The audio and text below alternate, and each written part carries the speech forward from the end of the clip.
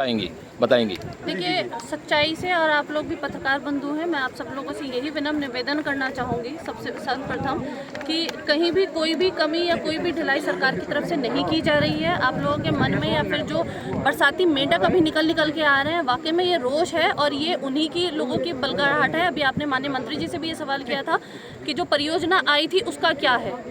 अगर आप ये स्पष्ट देखें, ये सिर्फ वो लोग उठा रहे हैं इन मुद्दों को जो कि अपने एसीओ के कमरे में से जमीनी स्तर पे आके नहीं देखा, और आज बरसाती मेंढक की तरह, क्योंकि टिकट का नंबर आ रहा है, आके बाहर निकल रहे हैं, कूद के उछल के दिखा रहे हैं, कुत्तों की तरह जैसे सूंघते हैं ना कि हाँ हमें कहीं मांस का टुकड़ा मिल जाए, ये वो चीज़ है, और आम जनता को बलगरा रहे हैं। आप लोग पत्रकार हैं, आप लोग चौथा स्तंभ माने गए हैं। आप लोग अगर स्थिति को जाके देखें, जहाँ की वो परियोजना स्वीकृत हुई थी गलखा माता मंदिर पे, वहाँ जो कि तो स्थिति बहुत अच्छी स्थिति में है, लेकिन ये एक प्राकृतिक आपदा है, इस पे किसी का जोर नहीं है। कटान आगे जाके हुआ है।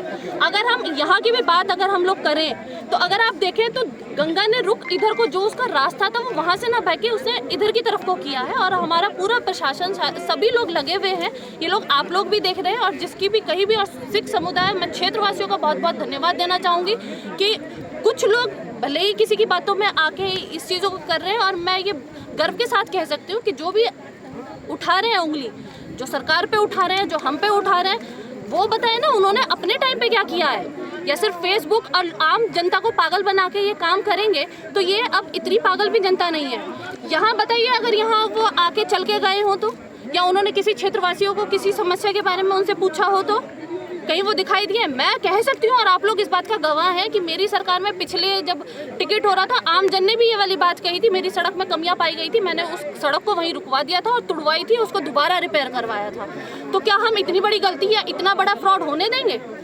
ये चीज़ें आप लोगों को भी समाज को जागरूक करना चाहिए कि इन बलगराहटों में और इन चीज़ों में ना आए। ये वही लोग आके बलगा रहे हैं जो एक बार डबलगढ़ में नाव डूब गई थी, और वहाँ चोरी चुपके से हम लोगों को समझाने की कोशिश कर रहे हैं कि सरकार और सब लोग आपके साथ में हैं।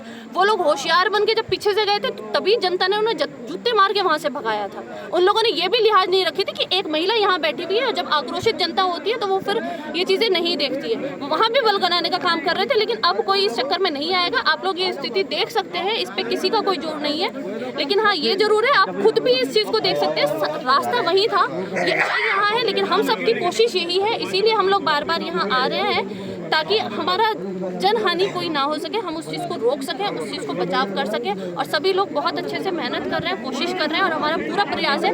भगवान की कृपा रही, जैसे रात में एक विषय आया था, लेकिन उसके बावजूद में कुदरत ने हमारा साथ दिया, आगे भी ऐसे ही साथ देगी। और सब क्षेत्रवासियों का भी धन्यवाद जो यहाँ इतनी मुस्तैदी से खड़े हुए हैं, बहुत बहुत धन्यवाद। मैडम जरा हमारी भी बात सुन लीजिए आप।